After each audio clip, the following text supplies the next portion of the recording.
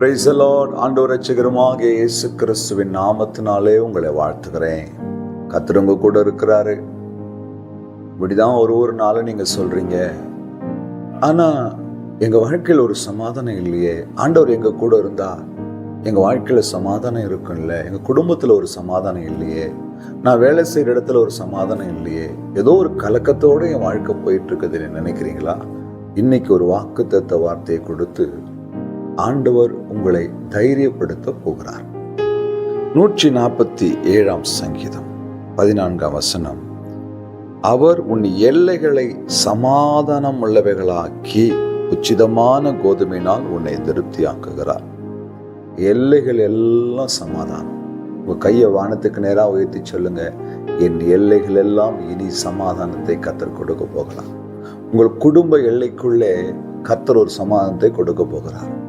உங்கள் ஊழியத்தின் எல்லையிலே அநேக போராட்டங்கள் இருக்குதா? உள்ளத்துல ஏதோ ஒரு பாரத்தோடு ஓடுறீங்களா? இன்னைக்கு ஒரு சமாதானத்தை கர்த்தர் தரப்போறார். வேலைக்கு போகவே பிடிக்கல பாஸ்டர், அந்த வேலையில் நரகமா இருக்கு, போராட்டம் இருந்தா இருக்குது, சமாதானமே இல்லை. இன்னைக்கு ஆண்டவர் உங்கள் வேலையின் எல்லைக்குள்ளே சமாதானம் தரப்போறார். நாங்க இருக்கிற இடத்துல ஒரு சமாதானமே இல்லை பாஸ்டர், பக்கத்து வீட்டுல அக்கத்து வீட்டுல ஒரே நெருக்கம், சண்டை, மனதுல நிம்மதியே இல்லை. இன்னைக்கு ஆண்டவர் உங்கள் சுற்றுப்புறத்தாருக்கு மத்தியிலே உங்கள் எல்லைகளுக்குள்ளே ஒரு சமாதானத்தை தரப்போறார். விசுவாசிக்கிறீங்களா? தைரியமாய் சொல்லுங்க, என் எல்லைகள் எல்லாம் அவர் சமாதானம் உள்ளவர்களாய் மாற்றப் போகிறார். இதுவரைக்கும் நீங்க பார்த்த போராட்டம், இதுவரைக்கும் நீங்க பார்த்த பிரச்சனை, இதுவரைக்கும் நீங்கள் சந்தித்த மனிதர்களுடைய எல்லா கடுமையான காரியங்களையும் கர்த்தர் மாற்றி உங்கள் எல்லைகளை எல்லாம் சமாதானம் உள்ளவர்களாய் மாற பண்ண போகிறார். குடும்பத்துல காணப்பட்ட குழப்பம், போராட்டங்கள், வியாதி எல்லாவற்றையும் கர்த்தர் நிர்மூலமாக்கி ஒரு தேவ சமாதானம் உங்கள் எல்லைகளை இன்றைக்கு ஆட்கொள்ள போகிறது. விசுவாசிக்கிறீங்களா?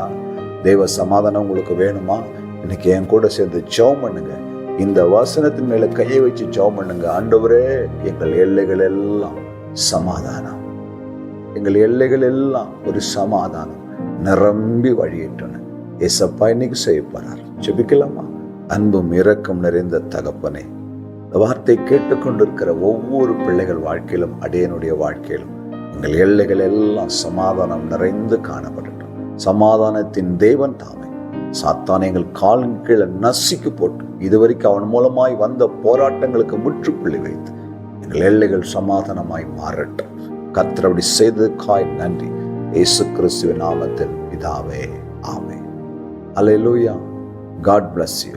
உங்கள் எல்லைகள் எல்லாம் சமாதானம்.